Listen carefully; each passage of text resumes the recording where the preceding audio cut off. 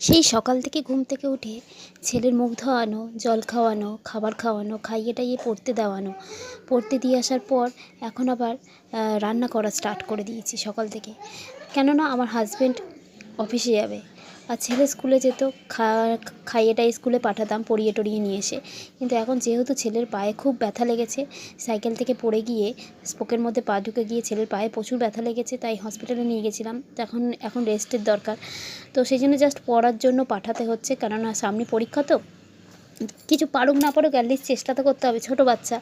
তো যাই হোক, এখন মানে হাঁটাচলা করছে কিন্তু পাটা টেনে টেনে হাঁটাচলা করছে।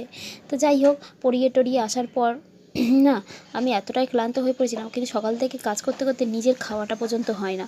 সেজন্য এতটাই পাগলের মতো খিদে পেয়েছিল যে দেখো থালাতে ভাত ডিমের তরকারি নিয়ে বসে পড়েছি খেতে। আমার সামান্য অল্প একটা তরকারি হলেই আমি সন্তুষ্ট হয়ে যাই, আমার 10 রকমের তরকারিপত্র লাগে না।